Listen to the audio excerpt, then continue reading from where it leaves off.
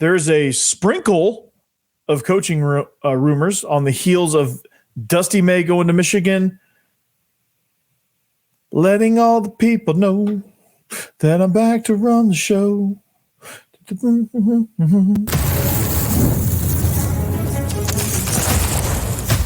You are Locked On Vandy, your daily podcast on the Vanderbilt Commodores, part of the Locked On Podcast Network, your team every day. All right, welcome into the Locked On Vandy podcast on the Locked On Podcast Network. I'm your host, Corey Burton. On today's episode, as Vandy narrows down their search, it seems as if they're closing in on a new coach. Hearing major smoke on Danny Sprinkle and Chris Mack. That's right. So both would be excellent hires and would make an immediate impact on West End. So we'll talk about that. I don't know who Chris May is. He's probably a heck of a coach too. But Dontae Carter also is apparently turning heads this weekend during Saturday's practice by making some spectacular plays. He's going to contribute sooner than expected. And then Vandyboys got swept in Columbia. Should we be worried? I don't know. We'll talk about it. Thanks for making Locked On Vandy your first listen each and every day. We are free and available wherever you get your podcasts and on YouTube as a part of the Locked On Podcast Network, your team every day. This episode is brought to you by LinkedIn. These days, every new potential hire can feel like a high-stakes wager for your small business. That's why LinkedIn Jobs can help you find the right people for your team faster and for free. So post jobs for free at linkedin.com/lockedoncollege. Terms and conditions apply. So as you could tell from my cold open, there's a sprinkle of coaching rumors on the heels of May going to Michigan. And I sang you a little song called, if you didn't know the song that I was singing, because I'm not the greatest singer of all time, that is Return of the Mack. So we're talking about Chris Mack. We're talking about Danny Sprinkle. So Danny Sprinkle, I'm hearing some rumors that Vandy is very much interested in Danny Sprinkle, also University of Washington. So I think it's going to come down to a battle of Vandy versus Washington there for Danny Sprinkle. So to be honest with you, I think that would be a phenomenal hire if they're able to pull that, because, you know, I think when you look at a guy like that, he's 81-43 in 4 years as head coach, and he's had 23 years of collegiate coaching experience to this point. So I would be stoked with this hire because, you know, he's somebody that gets a lot out of his players. I mean, you saw how hard Utah State played, and unfortunately, as you're listening to this, you're probably the last thing of Utah State basketball on your mind is that beating they took, the drubbing they took at the hands of Purdue. Well, let's just face it, Purdue has a monster on the inside. I think he's like 8 feet tall, and he was dominating. And I think Danny Sprinkle said it best. Sometimes you just run into a buzzsaw, and that's what Purdue was. Purdue is playing on a whole nother level.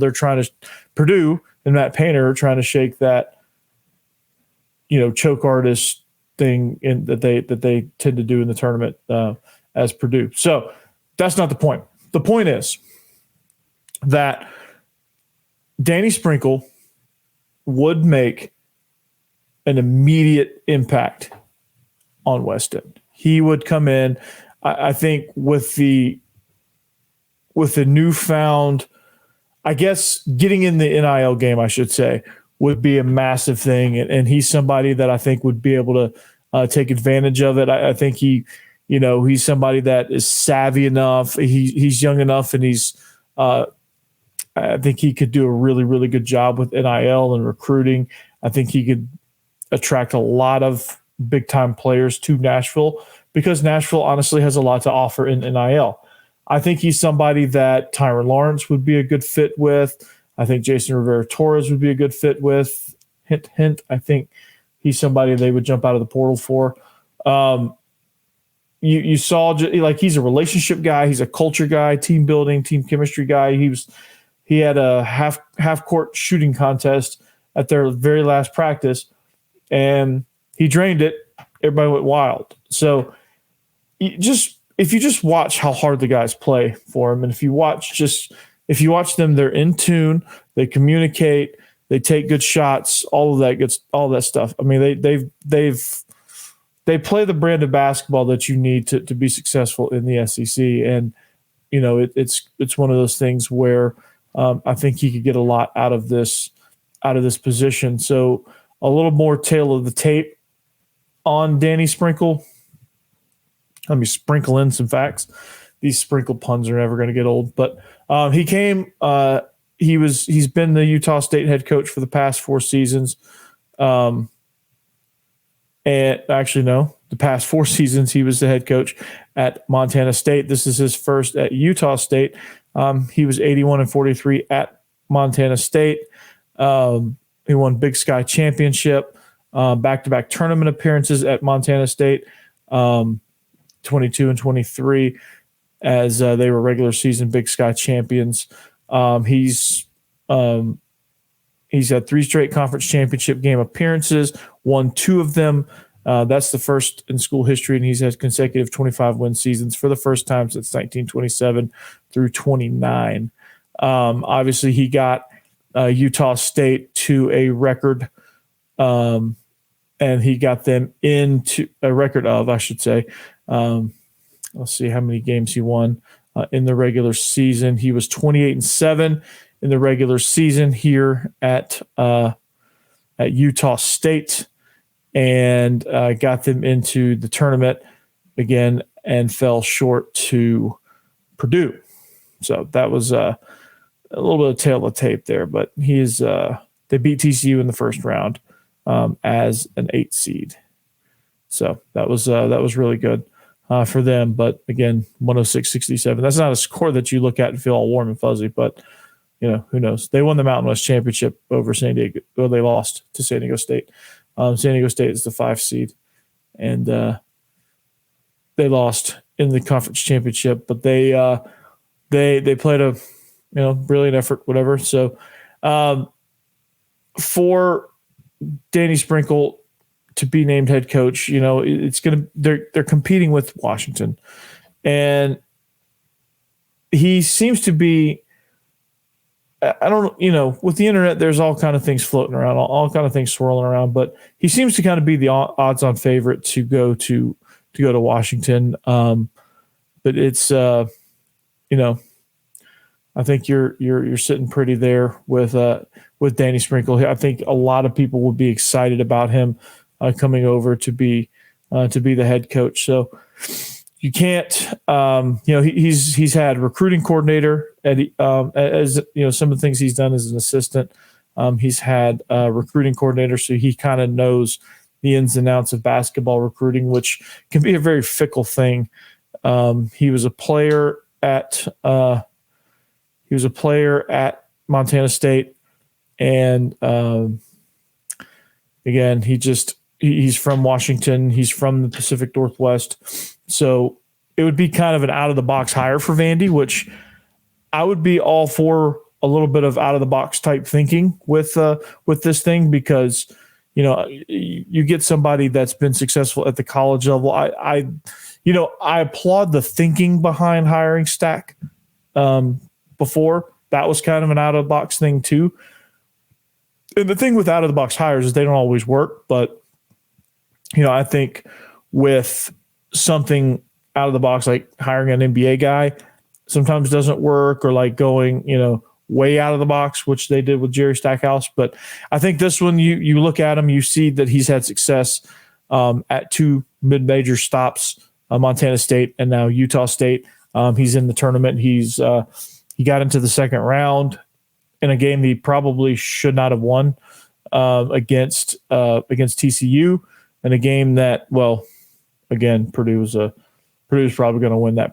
Purdue's probably going to win that region. Just I don't. They're a buzzsaw. I underestimated them for sure. So would be a phenomenal hire, Danny Sprinkle, and there's some buzz there. So don't be surprised if you click on this show and then all of a sudden, I'm sitting here and they're announcing Danny Sprinkle. I wouldn't shock me one bit. It also wouldn't shock me one bit if Danny Sprinkle is announced that he is signing a nice fat contract with the Washington Huskies too. That's the team we're going to have to compete with, and we're going to have to show them that NIL in Nashville in the SEC is greater than Seattle in the Big Ten. That's what we're going to have to show them.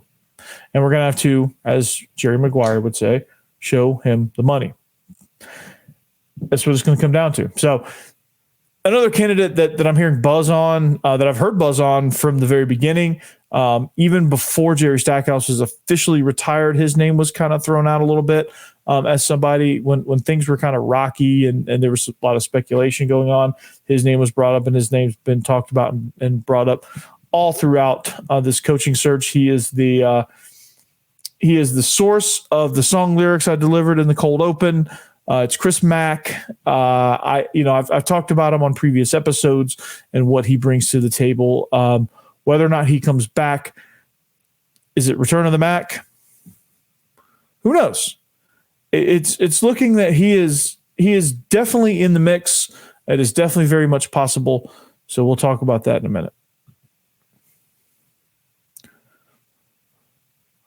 All right. This episode is brought to you by Nissan. That's right. Nissan. This week's March Madness bracket highlight is brought to you by our friends at Nissan. Each week we're picking one team that stands out, a team that's pushed it further than the rest. Just like any and all of the new Nissan SUVs, these guys are able to take it to the next level. The Arizona Wildcats can only be described as an Armada. This 2 seed is as hardcore as it gets out there, so it's no wonder they took it to Long Beach State in the first round of the NCAA tournament. They're a favorite picked by many to make a run, and actually has advanced to the Sweet 16 as I'm reading this, with a victory over Dayton. Michigan State Spartans can only be described as the Pathfinder. They've been thrilling to watch and have really created a lane for themselves after knocking off Mississippi State in the first round of the tournament. And making their run as well. Many question if they deserve a spot in the big dance, and they find themselves dancing into the second round. The Oakland Golden Grizzlies are obviously this week's Nissan Rogue. Unfortunately, that Cinderella story ended, but this team was absolutely surprised us with all the powerful performance in the first round upset against the Kentucky Wildcats, giving them their biggest win in program history. They say win life, go Rogue. And that's exactly what the Golden Grizzlies have done here. So take the Nissan Rogue, Nissan Pathfinder, or Nissan Armada and go find your next big adventure. Shop NissanUSA.com.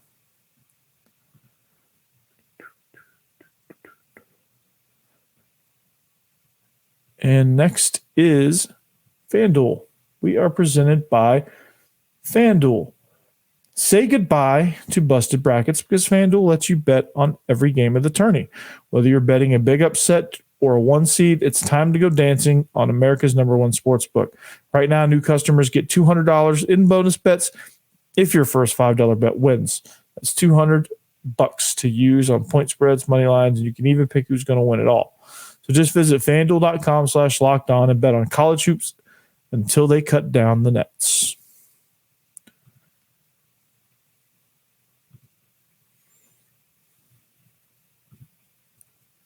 All right, welcome back to segment number 2. The Locked On College Basketball Bracket Breakdown Show is now available on the Locked On College Basketball Podcast. Experts Andy Patton and Isaac Shade will break down the brackets and discuss everything you need to know to fill out a winning bracket and prepare for this year's NCAA tournament. Find the Locked On Bracket Breakdown now on Locked On College Basketball Podcast, wherever you get your podcasts. So, speaking of which, I think this next hire for Vanderbilt could land them a spot in the big dance and let Andy Patton and Isaac Shea talk about them.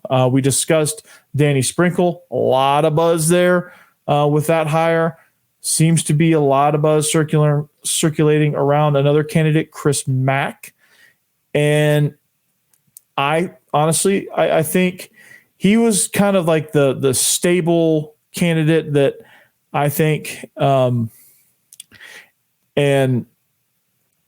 I think he's somebody that can really just stabilize this struggling program. He's somebody that I don't think he's going to come out and wow you with recruiting. I don't think he's going to land a bunch of massive names, but I think he's going to take this roster, get some guys out of the portal. And obviously, there's obviously an expectation that he's going to be able to do well in NIL, but he's going to be somebody that's going to come in and really take advantage of the strengths of this roster and really get a lot out of these guys. And so, I said my sleeper pick is Utah State head coach Danny Sprinkle, and I still think that's a sleeper pick because he's a little bit more of a favorite to go to Washington. I think Chris Mack is, I'm hearing a lot of buzz there too about him being a legitimate candidate here. And with Chris Mack, you're getting a guy. The downfall is you're getting a guy that's been out of coaching for a season or two, and you're getting a guy that a lot of people would probably assume that doesn't know anybody or that doesn't know much at all. But when you look at him, though, I mean, the things that he brings to the table, he's been phenomenal at Xavier. I think he'd be an absolute program stabilizer. I still think there's a lot there with Chris Mack. Don't take all of these concerns as saying that he would be an immediate failure, because I don't think he would be. I think he'd be really, really well. I think he'd do a really, really good job. I don't think he would have as an immediate impact as somebody like Danny Sprinkle or Will Wade if they were to land him, or Dusty May if he would have landed here instead of Michigan. But I do think that he would be able to grow and develop this roster, and I think he would, within a year or two. Probably by year two, you're thinking Vandy into the tournament or being a legitimate contender for a tournament spot, because the SEC is a lot more competitive these days than it was last time Vandy was a major player in the SEC. So again, just you watch what really stands out again, just to remind you, and if you haven't been with me on this, if you haven't heard that episode, you can go back and kind of compare my takes on Chris Mack. But I mean, he was extremely successful at Xavier. You watch him in the tournament, and you always kind of like pick against Xavier because like they're Xavier, and you're like, I don't know much about Xavier, but he's made the tournament 8 out of 9 years there. He's made the Elite 8 in 2017. He got Xavier a 1 seed in 2018. A couple notable tournament appearances there, and he's been pretty good.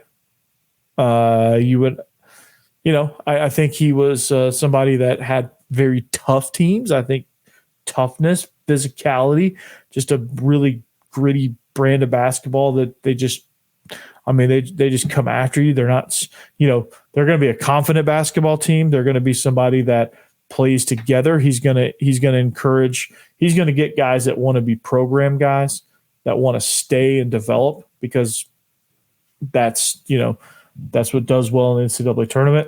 So you're going to see a little bit of that. Now, people are going to look and say, okay, well, he's been out of coaching. He's been, the Louisville years, right? It's, the COVID shortened season. He was 13-7. And then he was 13-19 the next year and got fired.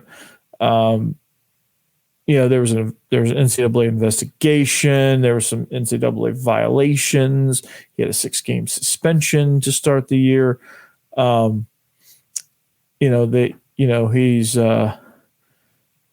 He had an assistant coach that tried to extort him over some stuff. It was a mess at Louisville. I can't sugarcoat that. It was a mess. But there's no doubt that if you can kind of navigate and sift through that mess, there's a really good coach there. And I think Vandy is somewhere where he can kind of get back on his feet and reform his reputation. I mean, other programs have done it. I'm watching Houston right now as I record this with Kelvin Sampson. He's somebody that I think the NCAA wanted to put on a rocket and launch him to the moon. Same with Bruce Pearl. And Bruce Pearl, well, make all the Auburn jokes here. I'll pause for a second, let you make all the Auburn jokes. But yeah, so there is chance for like resurrection. There is chance for to get your reputation back a little bit. But he has a really, from his time at Xavier, he has a really stellar reputation. He's somebody that's a program builder, and I think he would be a really, really good hire there. So stay tuned. This thing is starting to kind of take off a little bit. My prediction, this is based on absolutely nothing. This is based on the fact that one domino has fallen, and usually when one domino falls, a bunch fall in a row. You have Oklahoma State, Washington, Louisville, all, you had Ohio State domino fall. You had a West Virginia. You had West Virginia and Michigan. Their dominoes fell. So it's going to happen fairly quickly with some of these mid-major guys getting knocked out of the tournament. So my prediction is by Wednesday, we'll be talking about the next head coach at Vanderbilt. And I believe, unless there's something that falls through the cracks, I think it's going to be between these two guys. There could be another guy in the wings waiting. We'll talk about him as a possibility if this thing is not resolved the next time we see you. So that's going to be stay tuned for all that. So, but I'm going to switch gears to football real quick before we get out here. Dontae Carter has been wow. That's all I'm going to say about that for right now. Wow. We'll get to more of that here in just a second. All right, LinkedIn. Yeah. So when you're hiring for small businesses, you want to find quality professionals that are right for the role. That's why you have to check out LinkedIn Jobs. LinkedIn Jobs has the tools to find the right professionals for your team faster and for free. LinkedIn isn't just another job board. LinkedIn has a vast network of more than 1 billion professionals, which makes it the best place to hire. It gives you access to professionals you can't find anywhere else. LinkedIn does all of that while making the process easy and intuitive. Hiring is easy when you have that many quality candidates. So easy, in fact, that 86% of small businesses get a qualified candidate within 24 hours. LinkedIn knows that small businesses are wearing so many hats that might not have the time or resources to hire. LinkedIn is constantly finding ways to make the process easier. They even just launched a feature that helps you write job descriptions, making the process even easier and quicker. 2.5 million small businesses use LinkedIn for hiring. So post your job for free at linkedin.com/lockedoncollege. That's linkedin.com/lockedoncollege to post your job for free. Terms and conditions apply.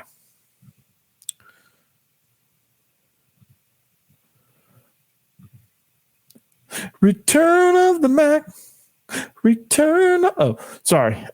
Welcome back to segment 3. Thank you for making Locked On Vandy your first listen each and every day. Make sure you make Locked On SEC your second listen each and every day. Now, they're going to break down all the tournament action. A lot of disappointment there for SEC basketball. Not a great weekend for basketball in this conference. There are also a lot of spring football updates as well that they'll be talking about. So make sure you check out Chris Gordy and crew for that. But Dontae Carter, incoming early enrollee freshman. He's not incoming anymore. He's here. He is early enrollee freshman. He is taking part in spring practice. Somebody that had a lot of promise as a freshman coming in, but like all freshmen, you're not sure where that's, how that promise is going to shake out. And it all depends on like opportunity in front of you. It all depends on how you develop, how you integrate yourself into the college game. How do you acclimate, all of that stuff.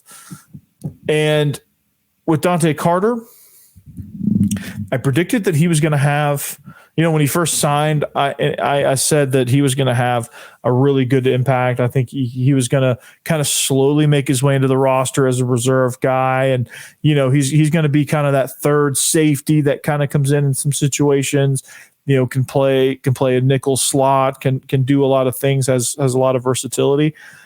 Well, he might be making a bigger impact than I thought. The play that I saw on social media, and you guys know this play if you follow Vandy football, there was an interception that he made. I think it was in a 7-on-7, or it might have been 11v11. You can't tell really with the clip what the context of the situation is. Was it in team drills? Was it in one-on-ones? But he makes this diving backwards one-handed interception. And it reminded me, I don't know if you were watching this game, but it was the opening game. It was Malachi Starks of Georgia, his first game as safety as a freshman against Oregon. And he made some diving backwards two-handed interception, landed flat on his back, and you knew right then he was going to be a special player. Well, watching this, I saw that with Dontae Carter. I said, oh, crap. That's exactly what that reminded me of. And that's a massive compliment, because Malachi Starks is going to be one of the best safeties in the SEC this year. He's definitely going to be an NFL player if he doesn't have barring any catastrophic injuries. But I think Dontae Mack, I get Chris Mack on my mind. Dontae Carter is going to be phenomenal back there in the defensive backfield. I think playing free safety might be his home because he can rove and play center field, and you can leave CJ Taylor and Randon Fontenette to kind of play down closer to the box. And I think it with him being good like that, with him making those type of plays, it gives you versatility to be able to put those guys down in run support, which you'll probably have a big need for that, because I'm not sure the defensive line, or at least they haven't proven this yet, that they're very deep or something that can be a monster factor in the run against the run game. So with that being unknown, not saying it's bad, good, or whatever, just being unknown, you just don't, you need extra run support with guys that are athletic and physical. Fontenette and CJ Taylor can certainly provide that support if Dontae Carter and his athleticism that is obviously on display from Saturday's practice is something that he can bring to the table each and every week. And, granted he stays healthy, which you never know from a freshman, because it's their first time playing at this level, which is like night and day from high school. Even Texas high school football, college football is night and day from that. And then also it's, 2 nights and 2 days difference from college to the NFL, because those guys are elite. So